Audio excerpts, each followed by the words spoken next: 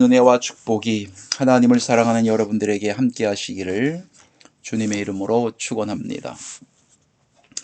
오늘은 마태복음 13장 34절과 35절을 본문을 삼고 비유가 무엇이냐라고 하는 내용을 가지고 말씀을 함께 생각을 해보고자 합니다. 먼저 마태복음 13장 34절 35절을 한번 읽어드리겠습니다. 예수께서 이 모든 것을 무리에게 비유로 말씀하시고 비유가 아니면 아무것도 말씀하지 아니하셨으니 이는 선지자로 말씀하신 바 내가 입을 열어 비유로 말하고 창세부터 감추인 것들을 드러내리라 함을 이루려 하심이니라. 마태복음 13장은 예수님께서 씨 뿌리는 말씀을 하고 있습니다. 씨 뿌리는 말씀을 하면서 34절에서는 예수님께서 비유로 말씀하셨다라고 말씀을 하고 있으면서 35절에서는 창세부터 감추인 것들을 드러내리라 함을 이루려 하심이니라 라는 말씀을 하고 있어요. 여기서 중요한 것은 예수님께서 씨 뿌리는 말씀을 비유로 말씀을 하셨다라고 하는 대목입니다. 이 비유라고 하는 것이 도대체 무엇이냐라고 하는 것입니다. 이 비유를 올바르게 해석을 하지 못하게 되면 바로 신천지와 같은 사람들이 나올 수밖에 없는 겁니다. 이 비유가 원문에서는 신약과 구약을 살펴보면은 신약에서는 크게 4단어가 헬라어로 있습니다. 그리고 구약에서는 한 3단어 정도가 구약에 이 비유라는 말이 있는데, 먼저 신약부터 먼저 살펴보게 되면 신약에서 알레고레오라고 하는 말이 있습니다. 헬라어 원문입니다. 신약에서는 딱 1회 한 번 쓰여졌습니다. 갈라디아서 4장 24절에 내용이 나오는데요. 알레고레오 한 번 쓰여졌습니다.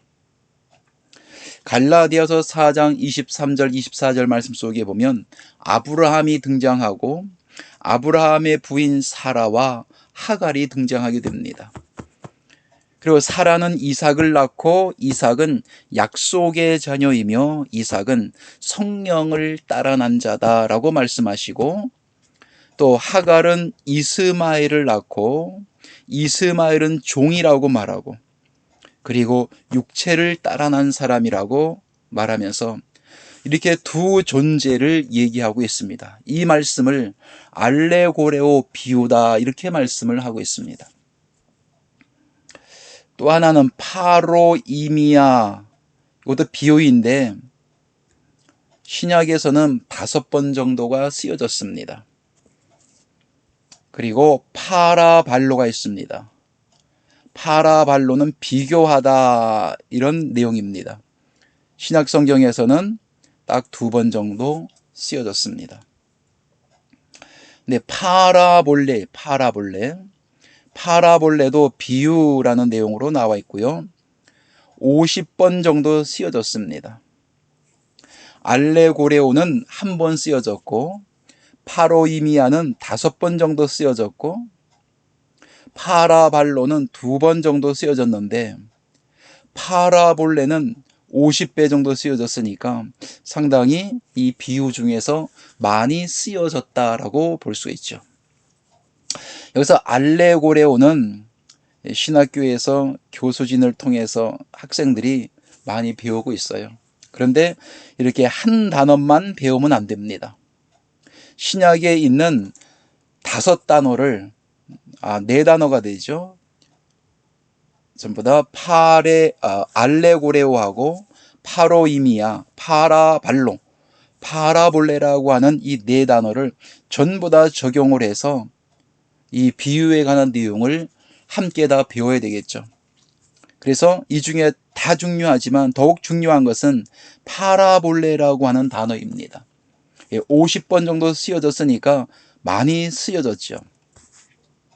자, 이 구약에도 보면 비유라는 내용이 있습니다. 구약에는 따마라는 히브리어 원문인데요. 따마는 비유, 비교하다 이런 뜻을 가지고 있어요.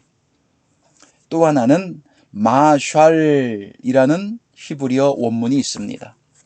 내용을 보면, 단어적인 내용을 보면 지혜, 노래, 비슷하다, 비유 이런 뜻을 가지고 있고요. 또 하나는 히다라는 히브리어 원문이 있습니다. 이 내용은 수수께끼 또는 잠언 이런 단어적인 내용을 갖고 있어요.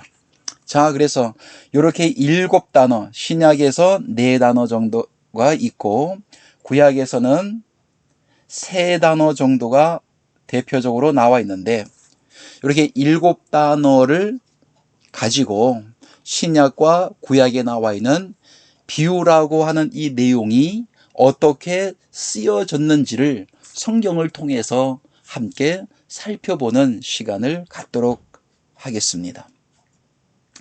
먼저 히브리서를 한번 보도록 하겠습니다. 신약에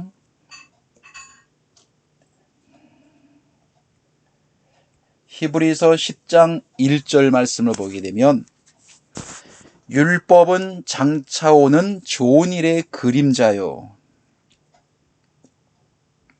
율법을 얘기하고 있습니다.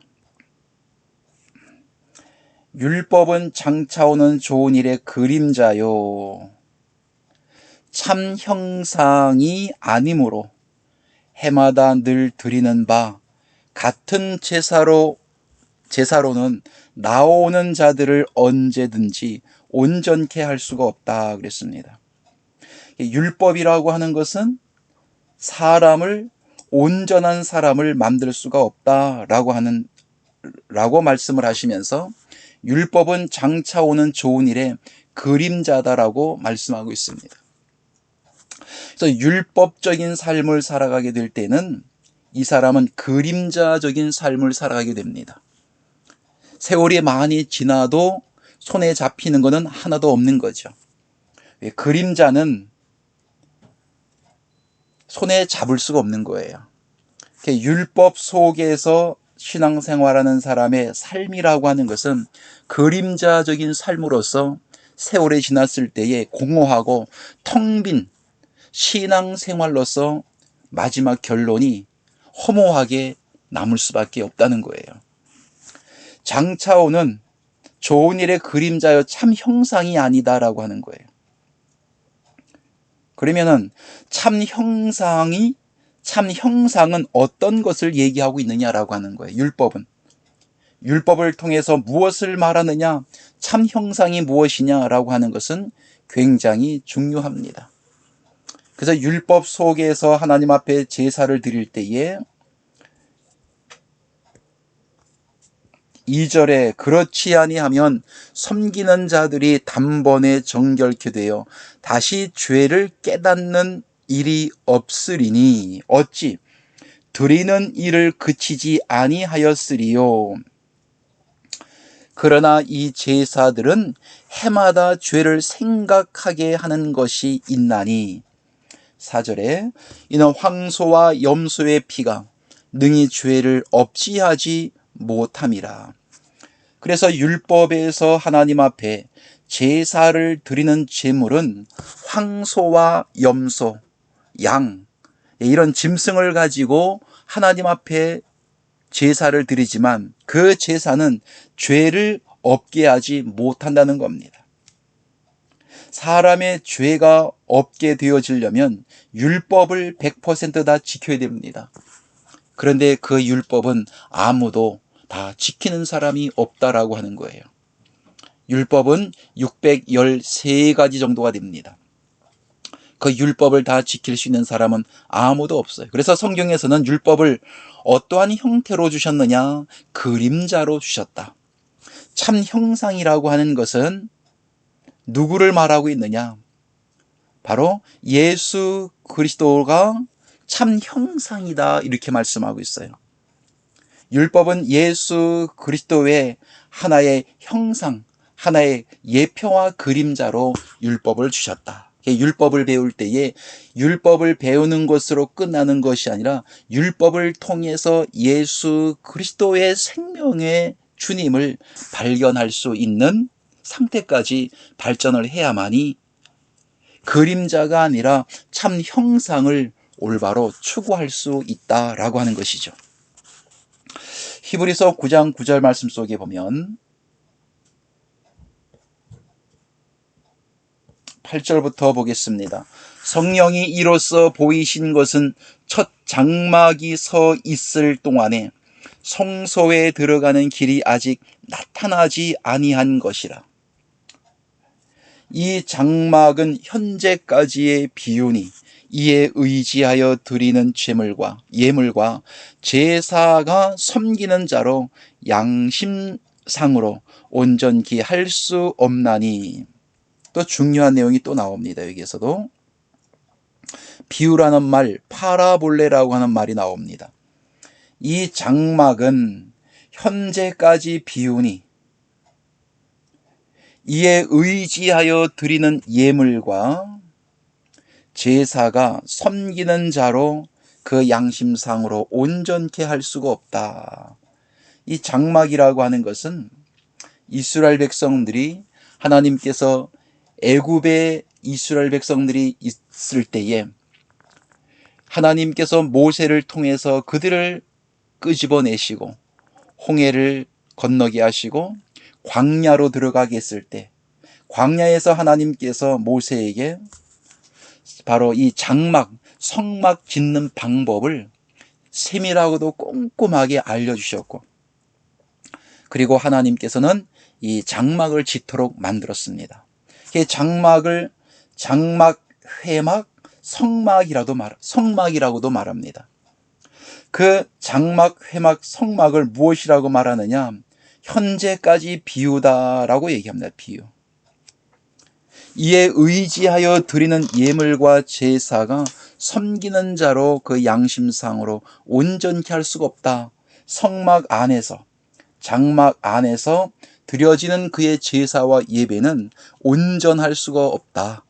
늘 하나님 앞에 제사를 드려도 죄는 여전히 남아있다라고 하는 거예요. 근데 성경은 비유라고 말했습니다. 비유. 이 장막이라고 하는 것은 누구를 예표하고 있느냐? 장막, 성막, 이 장막이 발전하게 되죠.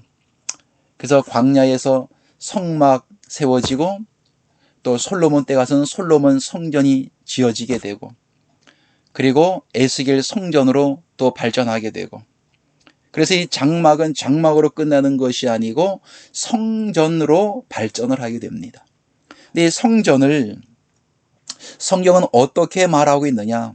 이왕 나왔으니까 성경을 한번 이 부분에 있어서 몇 절 한번 좀 찾아보도록 하겠습니다. 사도행전 7장 44절 말씀.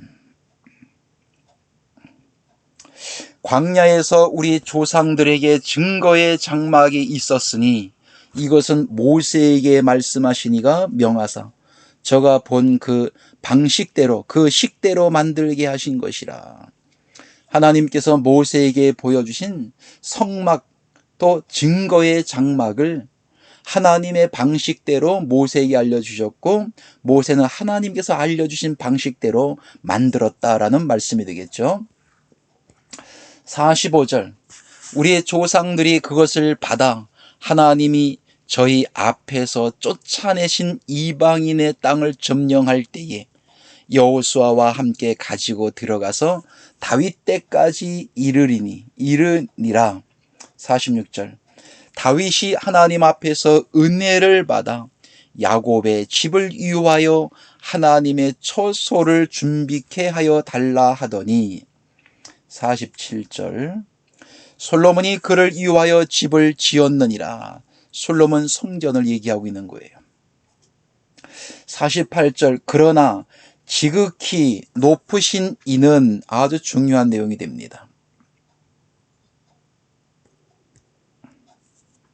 그러나 지극히 높으신 하나님은, 하나님은 사람의 손으로 지은 곳에 계시지 아니하시나니 선지자의 말한 바, 이렇게 말씀하고 있어요. 지극히 높으신 하나님께서는, 하나님은 이는 사람의 손으로 지은 곳에 바로 그 여호와 하나님은 계시지 아니한다라고 말씀을 하고 있죠. 그 하나님은 어디에 계시느냐라고 하는 거죠. 사람의 손으로 지은 성전에 계시지 않는다면 하나님은 과연 어디 계실까? 그리고 이 성전은 어떤 성전이고 어떤 성전에 계실까라고 하는 말씀이 됩니다. 요한복음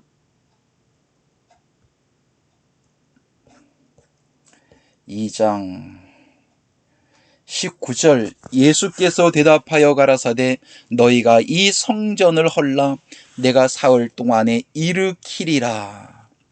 46년 동안 지은 성전을 예수님은 헐어버리고, 그리고 내가 사흘 동안에 이 성전을 예수님께서 다시 지으신다는 거예요. 헐어버려라. 20절, 유대인들이 가로되 이 성전은 46년 동안의 지역건을 내가 3일 동안에 일으키겠느뇨? 유대인들이 이해를 하지 못해요. 그래서 예수님께서는 성전을 헐어버리고 내가 사흘 동안에 다시 성전을 짓겠다라고 말씀하시는데, 21절에 그러나 예수는 성전된 자기 육체를 가리켜 말씀하신 것이라. 자기 육체를 가리켜 말씀하신 것이라. 성전된. 그래서 46년 동안 지은 성전은 그 성전 자체를 하나님은 말씀하시기보다는 자기 몸이 즉 하나님의 성전이다, 이렇게 말씀하고 있어요. 자, 그럼 여기에서 구약에 있는 성막 그리고 회막 어떻게 발전을 하느냐? 솔로몬 성전으로 발전을 하고, 이 성전이 또 어디까지 가게 되느냐? 예수님의 몸으로 바뀌게 됩니다. 십자가 돌아가시고 부활하시는 주님 자체가 그 성전이다, 이렇게 말씀을 하고 있죠. 요한계시록 21장 22절에 성 안의 성전을 내가 보지 못하였으니 이는 주 하나님 곧 전능하신 이와 및 어린 양이 그 성전이심이니라. 자, 여기도 보니까 성전을 누구라고 말씀하느냐? 전능하신 하나님과 그리고 어린 양은 예수님을 말하고 있어요. 전능하신 하나님도 성전이 되시고, 그리고 어린 양 예수 그리스도께서 성전이다, 이렇게 말씀을 하고 있어요. 그러면은 다시 히브리서에 돌아가서 9장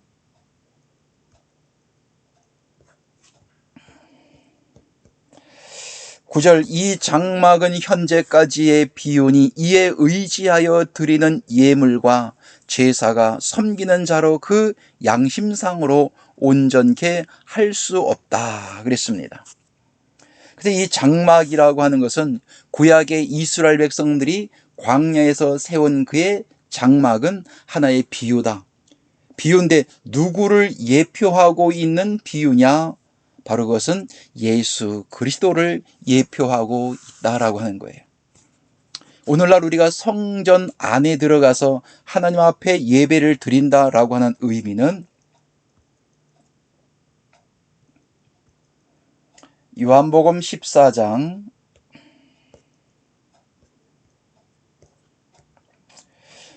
19절, 조금 있으면 세상은 다시 나를 보지 못할 터이로되 너희는 나를 보리니 이는 내가 살았고 너희도 살겠음이라. 20절, 그 날에는 하는 그 날은 마지막 때를 얘기하고 있는 것이죠. 물론 이 대목에서 예수님께서는 12제자들을 12제자 중에 하나 가룟 유다를 뺀 11제자들을 앉혀놓고서 예수님께서 하시는 말씀입니다. 너희는 마음에 근심하지 말고 걱정하지 말라. 하나님을 믿으니 또 나를 믿어라. 예수님께서 십자가 달려 돌아가신다고 하니까 제자들이 몹시 근신하고 걱정을 할 때 그 제자들을 향해서 안심시켜 주시는 말씀이다 라고 볼 수 있겠죠. 그래서 요한복음 13장 31절과 그리고 17장까지는 다락방 강화, 그리고 예수님의 마지막 유언장이다라고도 말씀합니다. 그 날에는 할 때 예수님 당시의 입장을 볼 때는 십자가에 돌아가시고 부활하시고 다시 예수님께서 파라클레토스 진리의 성령으로 주님께서 제자들에게 오시는 그 날에는 내가 아버지 안에 너희가 내 안에 내가 너희 안에 있는 것을 너희가 알리라 라는 그 시점을 또한 얘기하고 있습니다. 그러나 그 시점에서 끝나는 것이 아니라 바로 성경은 그 날에는 그때만 얘기하는 것이 아니라 오늘날 이 마지막 때를 살아가고 있는 하나님에게 속한 자녀들까지 함께 포함을 해서 말씀을 하고 있는 거예요. 그러면 그 날에는 주님께서 아버지 안에 내가라고 할 때는 성전입니다. 성전. 그 날에 성전된 주님께서 또 성전된 아버지 안에 있고, 또 너희가 오늘날로 말하면 성도가, 하나님의 자녀가 내 안에, 예수님 안에 할 때는 예수님이 성전입니다. 예수님 안에, 성전 안에, 또 예수님께서 너희 성도 안에 있는 것을 너희가 알리라. 그래서 예수 그리스도 안에 있는 것을 성전 안에 있다, 이렇게 말씀을 하고 있어요. 하나만 더 보겠습니다. 고린도후서 5장 17절, 그런즉 누구든지 그리스도 안에 있으면 새로운 피조물이다. 누구든지 그리스도 안에 있으면 할 때는 예수 그리스도의 성전 안에, 생명의 성전이 된 주님 안에 있으면 새로운 피조물이라. 새로운 피조물. 이전 것은 지나갔으니 보라, 새 사람이 되었도다. 그래서 오늘날 하나님의 자녀들은 바로 성전 안에, 예수님 안에 우리가 실제로 존재하고 있는 겁니다. 지금 18절, 모든 것이 하나님께로 났나니 저가 그리스도로 말미암아 우리를 자기와 화목하게 하시고 또 우리에게 화목하게 하는 직책을 주셨으니. 19절, 이는 하나님께서, 성전인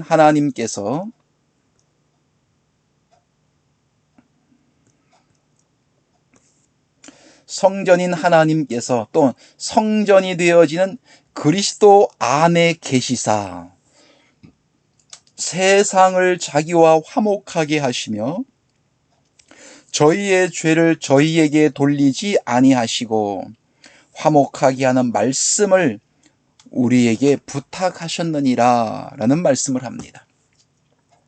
그래서 오늘날 하나님의 자녀들은 바로 성전된 예수 그리스도, 새로운 성전 안에 있고, 예수 그리스도의 성전 안에만 있는 것이 아니라 바로 하나님의 성전 속에도 우리는 함께 포함이 되어져 있습니다. 다시 히브리서 돌아가겠습니다. 히브리서 9장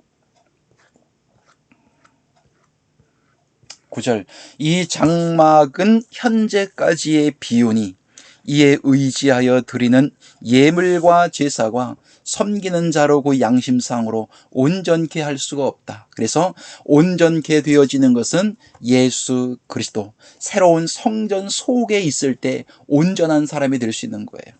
그러나 구약 율법에서는 절대로 한 사람도 온전케 될 수 없습니다.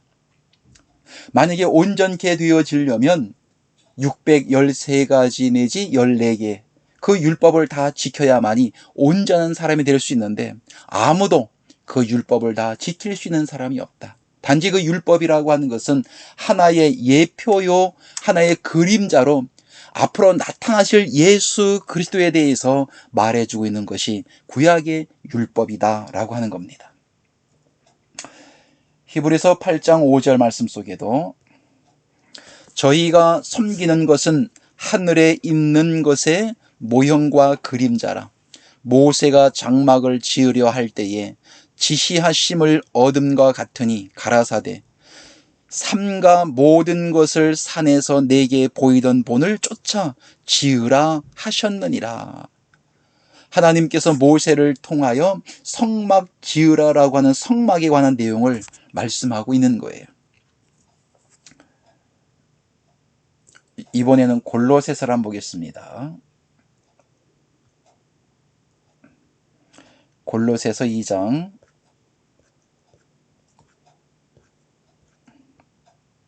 자, 이게 성경이 전부 다 이렇게 파라볼레 이 비유로 이렇게 성경이 기록이 되어졌습니다. 그래서 성경에 나오는 이러한 파라볼레라고 하는 비유라고 하는 내용을 우리가 올바로 이해하지 못하게 되면 이게 구약에서 말씀하고 있는 거하고 신약에서 말씀하고자 하시는 그 의미에 대해서 우리가 올바로 이해를 할 수가 없는 거예요. 구약에선 이러한 사건들을 말씀하고 있는데 이 사건을 무엇을 말하기 위해서 이 말씀을 했을까라고 하는 명확한 의미를 우리가 이해하기 위해서는 파라볼레라고 하는 비유, 신약에서는 4가지 알레고레오, 또 파로이미아, 파라발로, 그리고 파라볼레 50번 정도 쓰여진 파라볼레, 구약에서는 따마, 마샬, 히다라고 하는 전체 이 7가지의 이 비유에 관한 내용들을 우리가 이해하는 것이 참 굉장히 중요하다라고 하는 거예요. 골로새서 2장 16절에도 그러므로 먹고 마시는 것과 절기나 월삭이나 안식일을 인하여 누구든지 너희를 평론하지 못하게 하라. 상당히 중요한 내용이 여기도 나오게 됩니다. 그러므로 먹고 마시는 것과 절기나 월삭이나 안식일을 인하여 누구든지 너희를 평론하지 못하게 하라. 그러면서 17절에 이것들은, 자, 이것들이라고 할 때에 먹고 마시는 것을 말하고 절기나 월삭을 얘기합니다. 그리고 또 하나 안식일을 얘기하고 있습니다. 다시 말씀드리면 이것들은 17절에 이것들은 이라고 할 때는 16절에 나와 있는 먹고 마시는 것을 이것들이라고 말하고 또 이것들은 이라고 할 때 절기나 월삭을 이것들은 이렇게 말하는 거예요. 그리고 또한 안식일을 인하여 안식일을 이것들이라고 포함해서 이 3가지를 포함해서 이것들은 이라고 얘기하는 겁니다. 먹고 마시는 것과 절기나 월삭이나 안식일을 이것들은 장래일의 그림자이나, 자, 율법도 그림자라고 했는데 먹고 마시는 것과 절기나 월삭이나 안식일도 무엇이라고 말하느냐? 그림자라고 얘기합니다. 그림자. 그러면서 몸은 그리스도의 것이니라 라고 말씀하고 있어요. 자, 먹고 마시는 것, 사람이 먹고 마시는 것 가지고 사람이 더러워지고 사람이 정결하게 되는 것이 아닙니다. 먹고 마시는 것은 하나의 음식일 뿐입니다. 음식. 먹고 마시는 것이 사람을 더럽게 할 수가 없다 그 얘기입니다. 그리고 절기가 나오죠. 절기. 구약에 나오는 이 절기들도 하나의 그림자라는 거예요. 그럼 조금 전에 율법을 말씀드린 것처럼 절기를 통하여 무엇인가 실체가 있다. 또 월삭을 통해서 무엇인가가, 이 월삭과 절기가 그림자니까 어떠한 실체가 있다. 그 실체를 말씀하기 위해서 구약에 이게 그림자, 절기와 월삭이 존재하게 된다는 겁니다. 실체가 없으면 그림자가 없어요. 실체가 있기 때문에 그림자가 있는 겁니다. 그래서 구약에 나와 있는 먹고 마시는 것과 절기나 월삭은 그림자이다. 그림자가 있으면 신약에서는 반드시 여기에 관한 실체가 있는데 그 실체가 무엇이냐라고 하는 것이 나와야 된다는 거죠. 만약에 나오지 않는다면 그림자만 붙잡고 신앙생활을 하게 되는 안타까운 사건이 발생하게 됩니다. 또 한 가지, 안식일. 이스라엘 백성들은 이 안식일을 지키려고 참 무단히 많이 애를 씁니다. 근데 이 안식일마저도 성경에서는 무엇이라고 얘기하느냐? 그림자라고 얘기합니다. 하나님은 이스라엘 백성들에게 율법을 통하여 안식일을 주셨지만 그 안식일을 말하기 위해서 그 안식일을 주신 것이 아니라라고 하는 겁니다.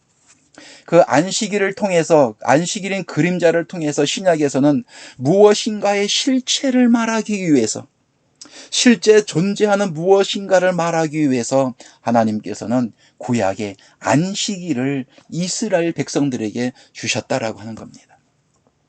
이러한 내용들을 전부 다 설명할 수가 없기에 제가 기본적인 것만 이렇게 말씀을 드리고 넘어가도록 합니다. 먹고 마시는 것. 마태복음 15장, 먼저 히브리서를 한번 더 보겠습니다. 9장 10절, 이런 것은 먹고 마시는 것과, 여기도 먹고 마시는 내용이 나옵니다. 먹고 마시는 것과 여러 가지 씻는 것과 함께 육체의 예법만 되어 개혁할 때까지 맡겨두신 것이라. 그래서 개혁할 때까지, 먹고 마시는 것도 개혁을 해야 되고 성막도 개혁할 때까지 맡겨주신 것이라. 그래서 개혁을 반드시 해야 된다. 아니면은 율법 속에서 하나님께서 받지 아니하는 제사와 예배를 드릴 수밖에 없다는 거예요. 마태복음 15장 1절, 그때의 바리새인과 서기관들이 예루살렘으로부터 예수께 나와 가로되. 이 사람들은 종교 지도자들입니다. 바리새인과 서기관들이 예루살렘으로부터 예수님에게 나와 가로되, 당신의 제자들이 어찌하여 장로들의 유전을 범하나이까? 장로들의 유전을 범하나이까? 떡을 먹을 때에 손을 씻지 아니하고 떡을 먹고 있습니다. 장로들의 유전은 음식을 먹을 때 떡을 먹을 때에 손을 씻고 음식을 먹는 것이라는 거예요. 근데 제자들은 떡을 먹을 때 손을 씻지 않고 음식을 먹음으로 말미암아 이 장로들, 특별히 위에 나왔던 종교 지도자들이 주님 앞에 나와서 당신의 제자들은 왜 그렇게 지저분하고 더럽냐, 왜 장로들의 유전을 지키지 않느냐라고 따지고 있는 겁니다. 자, 그런데 3절에서 예수님께서 대답하여 가라사대. 자, 여기 예수님이라는 말이 안 나와도 대답하여 가라사대라고 하는 것은 주님이 말씀하시는 거예요. 대답하여 가라사대, 너희는 어찌하여 너희 유전으로 하나님의 계명을 범하느냐.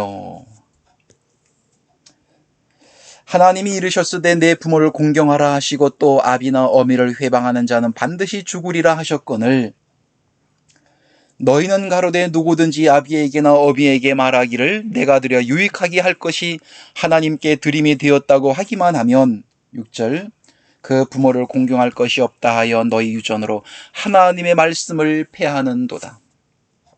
7절입니다.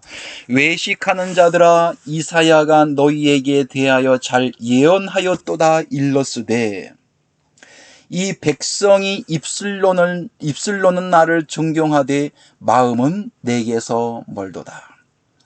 입술로는 하나님을 찬송하고 하나님을 드러낸다라고 얘기하지만 마음에선 그런 마음이 없는 거예요. 그래서 마음은 하나님에게서 떠나 있다. 이유가 무엇이냐? 9절에 사람의 계명으로 교훈을 삼아 가르치니 나를 헛되이 경배하도다 하였느니라 하시고, 예수님께서 오시기 이전에 그 당시에 많은 종교 지도자들, 하나님 말씀을 가르치는 사람들은 사람의 계명으로 교훈을 삼아서 가르쳤다라고 하는 거예요. 주님께서 오셔서 그러므로 너희가 헛되이 경배하였다라고 하는 겁니다. 그럼 여기서도 또 우리가 궁금하지요. 이 계명이라고 하는 것은, 사람의 계명은 어떤 것이 사람의 계명이냐? 사람의 계명으로 교훈을 삼아 가르치면 헛되이 하나님을 경배한다는 거예요. 사람의 계명이 어떤 것이 사람의 계명이냐? 오늘날 이 교회에서도 하나님의 계명으로 하나님 말씀을 가르치고 있는지, 아니면 사람의 계명으로 말씀을 가르치고 있는지 우리가 알아야 되겠죠.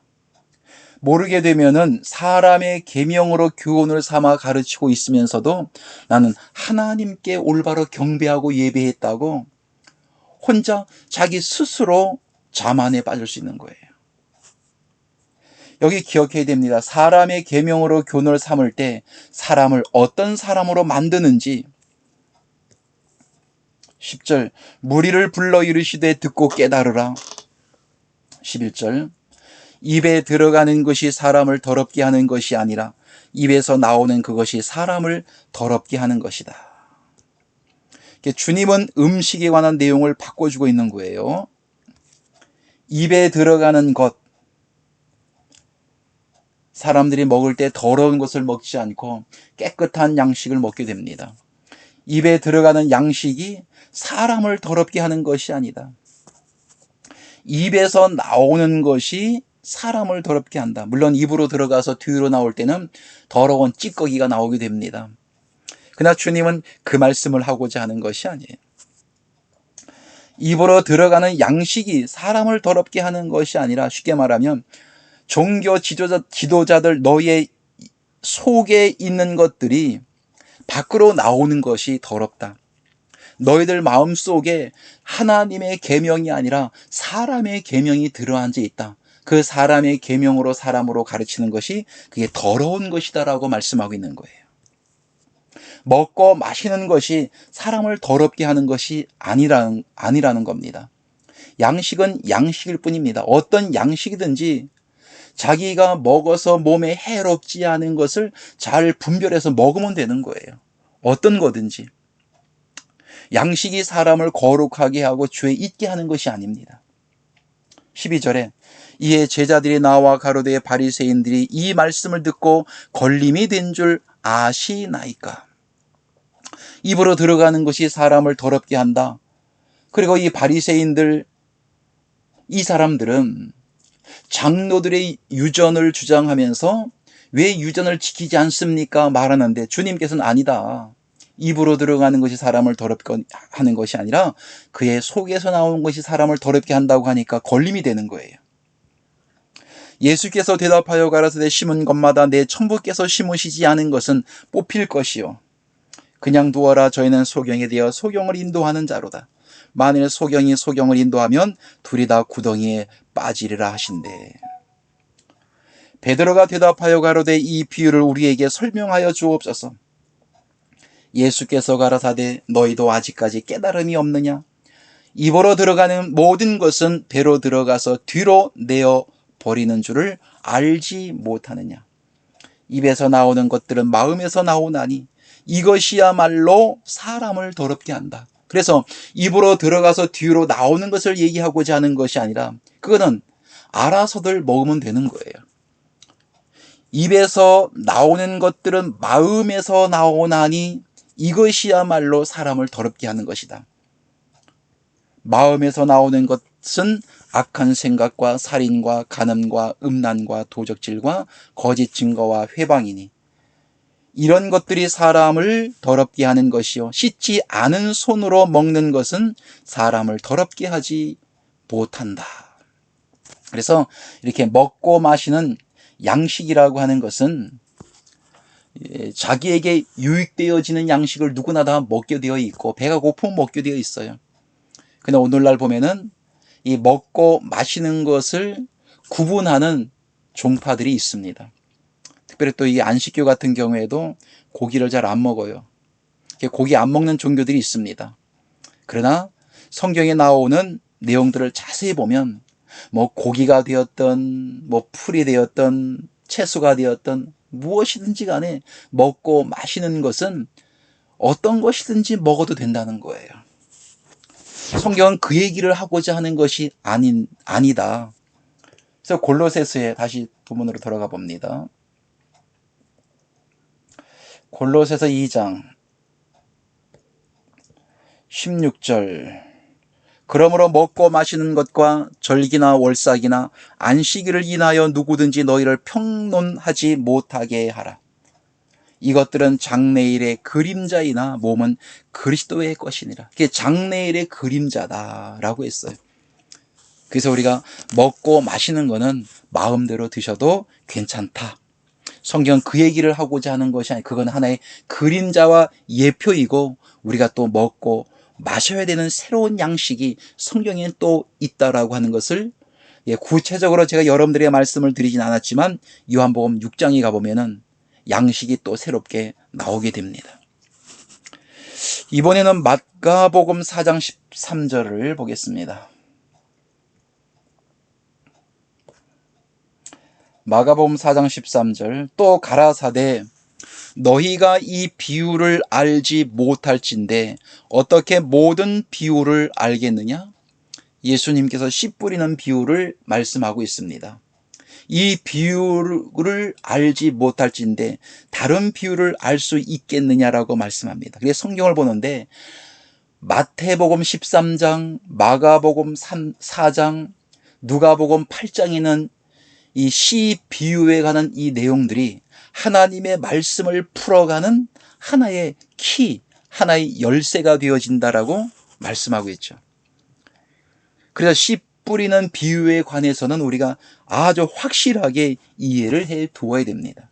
성경을 참 재미있게 우리가 성경을 볼 수 있는 기본이 되어지기 때문에 왜 성경은 비유라고 말씀했기 때문에 그래서 그 내용과 의미가 무엇을 말하는지를 우리가 잘 이해하고 나면 다른 곳에 나와 있는 내용들을 볼 때도 아주 엄청난 유익이 된다라고 하는 겁니다. 우리가 본문을 읽었던 마태복음 13장 34절 말씀 속에 보면 예수께서 이 모든 것을 무리에게 비유로 말씀하시고 비유가 아니면 아무것도 말씀하지 아니하셨으니 비유가 아니면 아무것도 말씀하지 아니하셨으니 예수님이 하시는 그의 말씀 자체가 비유다. 그래서 또 어떤 분들은 그렇게 말씀하셔요. 마태복음 13장에 나와 있는 것만 비유로 말씀하셨고 다른 것들은 비유로 말씀하지 않았다. 마태복음 13장에 있는 내용만 비유다. 이렇게 말씀하시는 분이 있어요. 근데 성경 전체적인 내용을 놓고 우리가 볼 때는 비유가 아닌 내용들이 없습니다. 우리가 지금까지 보았던 말씀도 우리가 보게 되면 히브리서 10장 1절에도 율법, 구약에 나와 있는 613가지의 그 율법도 하나의 그림자, 하나의 비유라고 말씀하고 있어요. 또 조금 전에 읽었던 히브리서 9장 9절에 나와 있는 그리고 히브리서 8장 5절에 나와 있는 이스라엘 백성들이 광야에서 하나님께 제물을 드리고 하나님을 섬겼던 성막, 회막, 장막도 하나의 그림자, 누구를 예표하고 있었느냐? 성막은 바로 예수 그리스도를 예표하고 있었습니다. 이렇게 비유적으로 성경은 얘기하고 있습니다. 그래서 마태복음 13장에 나오는 요것만 팔아볼래, 요것만 비우고 나머진 아니다 라고 성경을 말하는 것도 그건 올바로 성경을 보는 자세가 아니다 라고 하는 것입니다. 예, 히브리서나 뿐만 아니라 다른 내용들도 하나님께서는 사도와 선지자들의 손길을 통해서 그 말씀을 기록했지만 그 말씀은 사도와 선지자들의 생각을 기록한 것이 아니라 하나님께서 하고자 하시는 그의 말씀을 그들의 손길을 통하여 기록을 하셨던 말씀이에요. 이제 내용이 계속 나올 겁니다. 비유가 아니면 아무것도 말씀하지 아니하셨으니 35절 이는 선지자로 말씀하신 바 내가 입을 열어 비유로 말하고 창세부터 감추인 것들을 드러내리라 함을 이루려 하심이니라. 그래서 감추인 것들을 드러낸다. 언제부터 감추인 것이냐? 창세부터 감추었던 것들이 있다. 그것을 주님께서 오셔서 다 드러내고 다 보여주신다라고 말씀하고 있습니다. 호세아서 12장을 한번 보겠습니다. 구약에 한번 가보겠습니다. 호세아서 12장 10절 말씀. 내가 여러 선지자에게 말하였고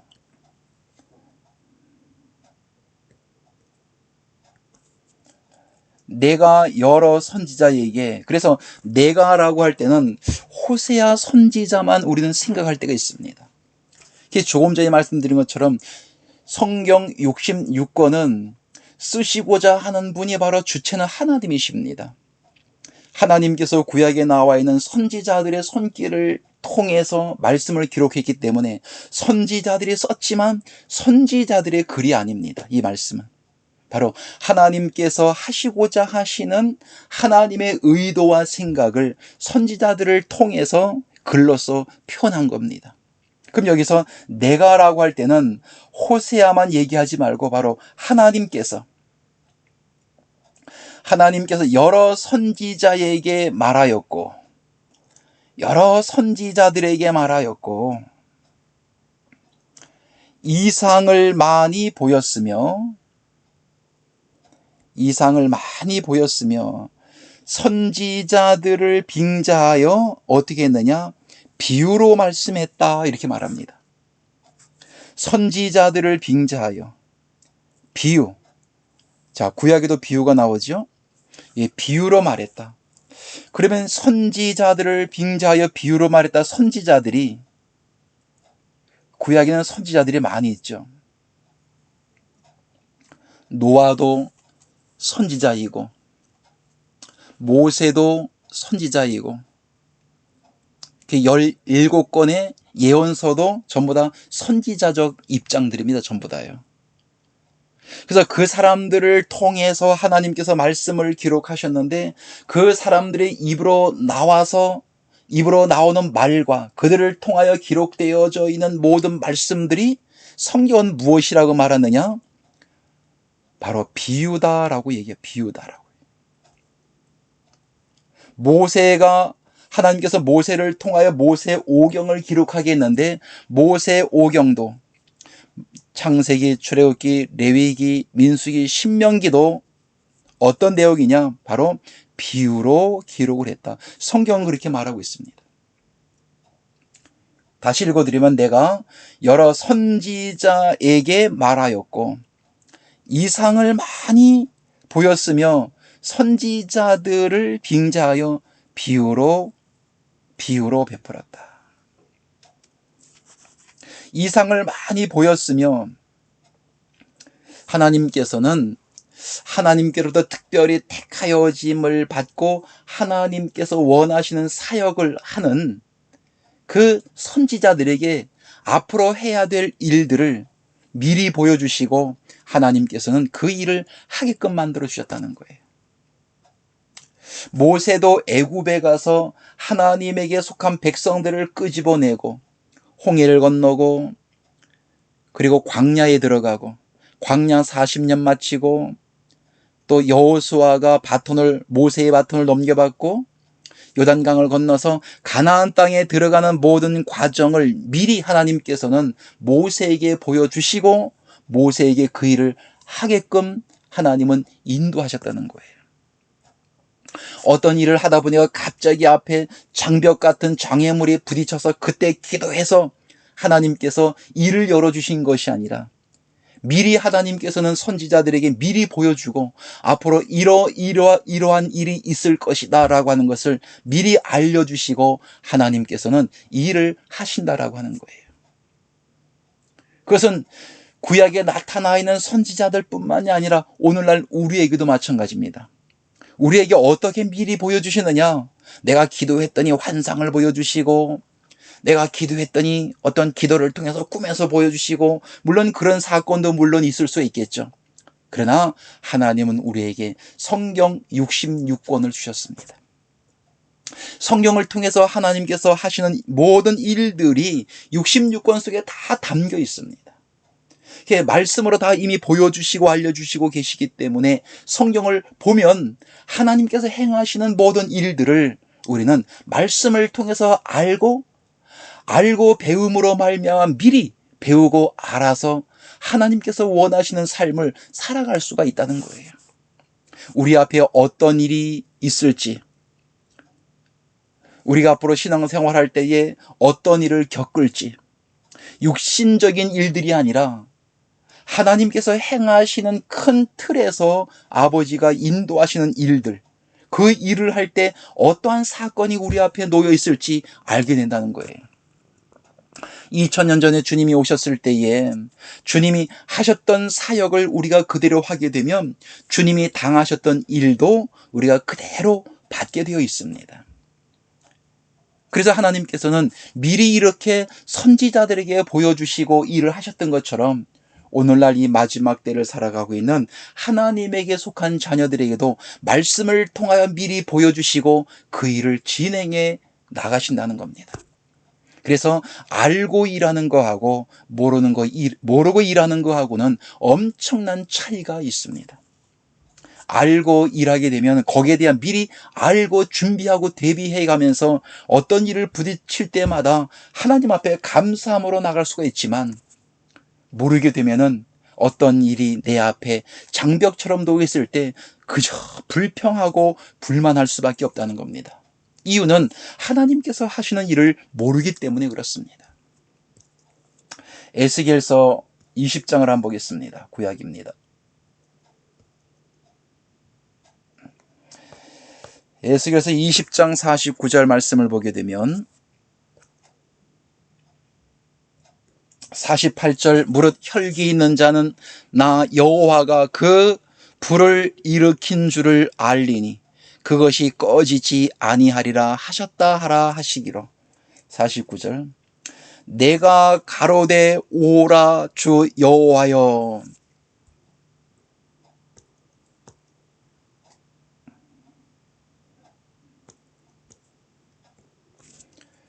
내가 가로되 오라 주 여호와여 그들이 할 때는 이스라엘 백성들을 얘기하겠죠. 그들이 나를 할 때는 에스겔 선지자를 말합니다. 이스라엘 백성들이 에스겔 선지자를 나를 가리켜 말하기를 그는 에스겔 선지자는 그 얘기입니다. 그는이라고 할 때 에스겔 선지자를 말하는 거예요. 그는 에스겔 선지자는 비유로 말하는 자가 아니냐 하나이다 하니라 그랬습니다. 그래서 이스라엘 백성들이 에스겔 선지자가 말할 때에 저 사람은 저 선지자는 늘 비유로 말하는구나 라고 하는 걸 알고 있었습니다. 그래서 하나님의 사자, 하나님께로부터 보내짐을 받은 하나님의 말씀을 전하는 구약의 이렇게 선지자들을 보면은 비유로 말한다고 하는 것을 이스라엘 백성들이 어느 때까지는 또 알고 완전히 모르는 사람도 있지만 그러나 이 대목에서 볼 때에 이스라엘 백성들이 에스겔 선지자에게 저는 비유로 말하는 사람이다. 신약으로 볼 때는 파라볼레라고 하는 비유로 말하는 사람이다 라고 하는 거예요. 그럼 비유로 말할 때는 그 말씀 속에 무엇인가가 새로운 어떠한 사건, 말하고자 하는 의미와 뜻이 있다라고 하는 것을 이스라엘 백성들도 그걸 알고 있었단 말이에요. 그래서 구약에서 선지자들을 통하여 파라볼레 비유로 말했던 것처럼 오늘날에도 성경 속에 기록되어져 있는 내용 하나하나가 단순히 그냥 글로써 끝나는 것이 아니고 그 말씀을 통하여 무엇인가 우리에게 알려주고자 하시는 하나님의 깊은 의미가 있다라고 하는 것을 반드시 우리는 머릿속에 염두에 두고 성경을 봐야 된다는 거예요. 잠언서 1장 3절 지혜롭게 의롭게 공평하게 정직하게 행할 일에 대하여 훈계를 받게 하며 어리석은 자로 슬기롭게 하며 젊은 자에게 지식과 근신함을 주기 위한 것이니 5절 지혜 있는 자는 듣고 학식이 더할 것이요 명철한 자는 모략을 얻을 것이라 6절 잠언과 비유와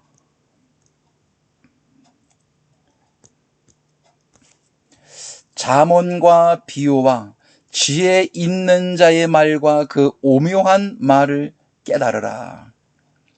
잠언서는 31장으로 되어 있습니다. 잠언서라고 할 때 지혜서라고 얘기들을 하게 되죠. 지혜서, 지혜. 그래서 일반적으로 사람들이 얻는 지혜, 그 지혜로 사람들은 많이 생각을 해요. 그러나 성경에서 이 지혜는 어떤 것을 지혜라고 말하느냐? 잠언이 지혜서라고 말한다면 이 지혜가 무엇인지 또 알아야 되겠죠. 지혜. 고린도전서 1장 24절 오직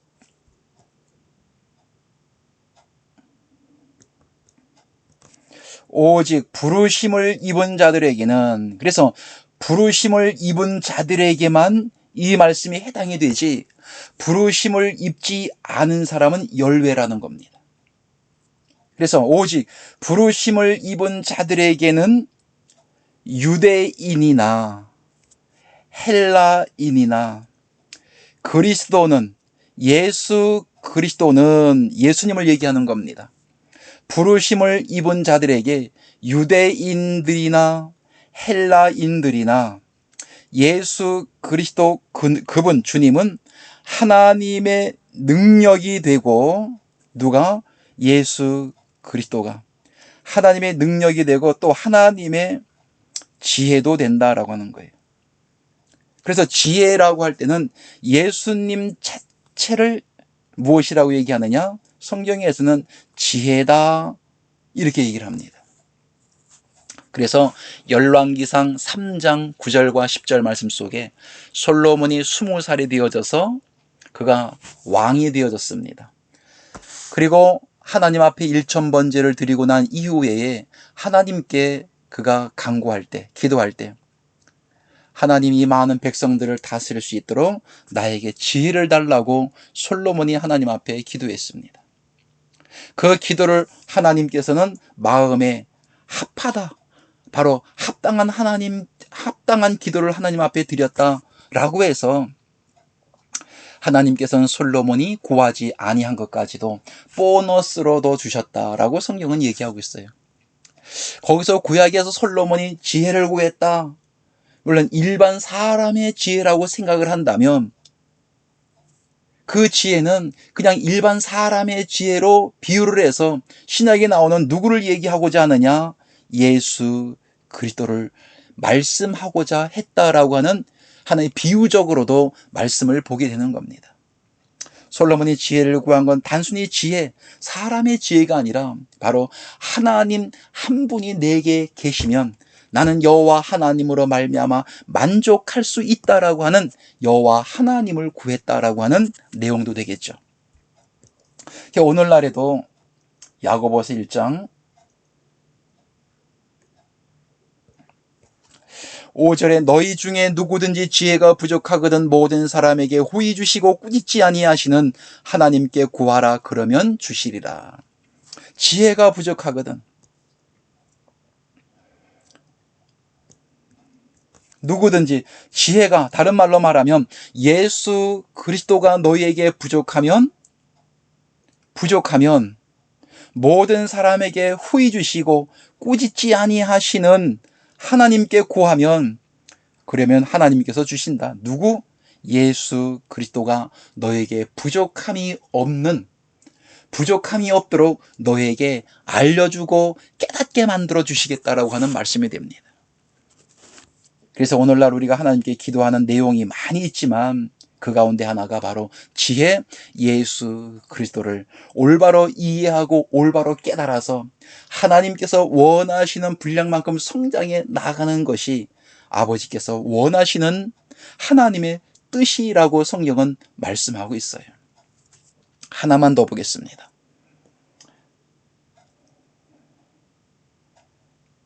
시편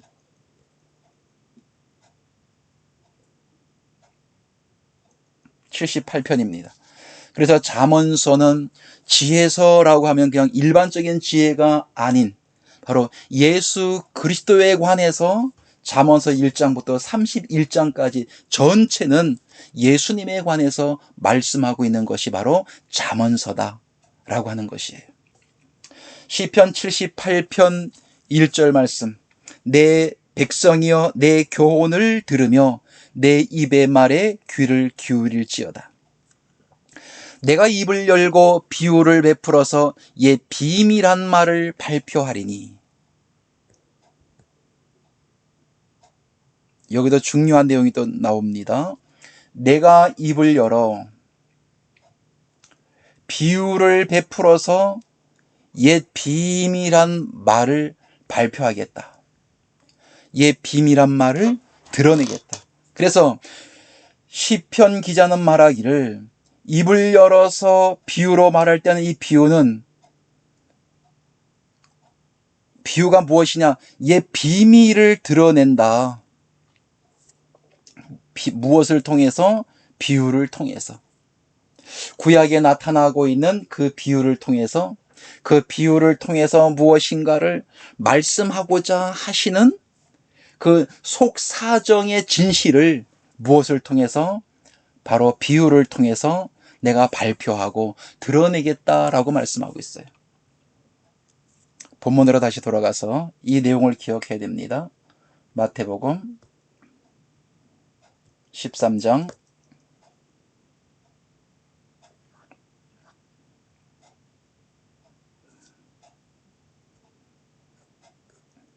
34절. 예수께서 이 모든 것을 무리에게 비유로 말씀하시고 비유가 아니면 아무것도 말씀하지 않으시오. 그래서 시편 78편 1절에 나와 있는 그 말씀, 비유로 말씀하시는 것은 옛 비밀한 것을 내가 발표하고 드러내겠다라고 말씀하셨는데, 마태복음 13장 34절에서는 예수께서 이 모든 것을 무리에게 비유로 말씀하시고, 예수님께서 비유로 말씀하시는 것은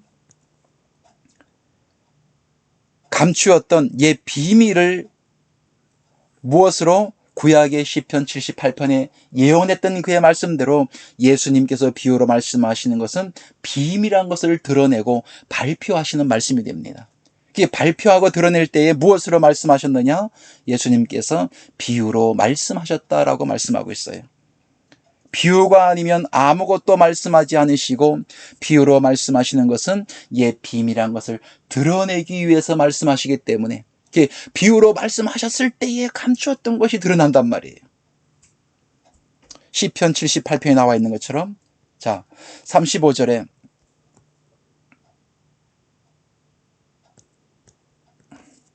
이는 선지자로 말씀하신 바 내가 입을 열어 비유로 말하고, 시편 78편 1절에 있는 말씀이 돼요. 입을 열어 비유로 말하고 창세부터 감추인 것들을 드러내리라 함을 이루려 하심이니라. 그래서 감추었던 것들을, 창세부터 감추었던 것을 무엇으로 드러내느냐? 비유, 파라볼레라고 하는 비유를 통해서 이렇게 예수님이 오셔서 드러내 주시는 겁니다. 그래서 파라볼레 비유라고 하는 것은 단순히 사람들이 말하는 비교해서 말하는 것으로 끝나는 것이 아니라 바로 파라볼레라는 비유를 통해서 그 속에 시편 기사가 말했던 것처럼 감추었던 사건들을 드러내고 나타내 주시기 위해서 주님께서는 파라볼레 비유로 말씀하셨다라고 하는 것이에요. 그래서 오늘날 우리도 성경에서 말씀하고 있는 파라볼레 비유, 이 비유라고 하는 내용들을 우리가 이해를 하지 못하게 되면 성경의 많은 부분들이 드러나지 아니하고 그냥 감추어져 있고 숨겨져 있는 상태 속에서 정말로 드러나고 하나님의 자녀들에게 놀라운 은혜와 하나님 나라에 관한 사건들을 보여주는데도 보지 못하고 그냥 어둠 속에서 막연하게 우리가 신앙생활하고 살아갈 수밖에 없다라고 하는 거예요. 지금은 한 단어마다 그 단어가 갖고 있는 그 뜻과 의미를 구약은 히브리어, 신약은 헬라어가 갖고 있는 그 뜻을 그 어근까지 추적해 가면서 말씀드리진 않았습니다. 그냥 구약의 세 단어, 따마, 마샬, 히다, 신약의 네 단어, 알레고레오, 파로이미아, 파라발로, 그리고 파라볼레, 이렇게 비유, 성경을 통해서 성경에서 말씀하고 있는 그의 내용 하나하나가 바로 하나님께서는 단순히 글로써 끝나는 것이 아니라 구약에 하셨던 그의 말씀들을 신약에서 어떠한 실체라고 하는 그 사건을 드러내고 알려주기 위해서 하나님께서는 비유로 성경을 기록했구나라고 하는 것을 우리가 배우고 알 수 있었습니다. 그래서 성경을 더 깊이 보고 성경에 담고 있는 의미에 대해서 올바로 이해할 때마다 하나님의 자녀들은 그렇구나. 하나님께서 이 말씀을 하시기 위해서 하나님께서는 이 말씀을 기록했구나라고 하는 것으로 한 단어가 아니라 전체적인 내용과 문맥을 놓고 해서 성경을 이해하고 하나님의 의도와 방향을 깨달아 나갈 수 있다라고 하는 것입니다. 내용이 방대하고 많지만 여기서 마무리를 하고 다음에 더 설명하고 말씀을 함께 나누도록 그렇게 하겠습니다. 감사합니다.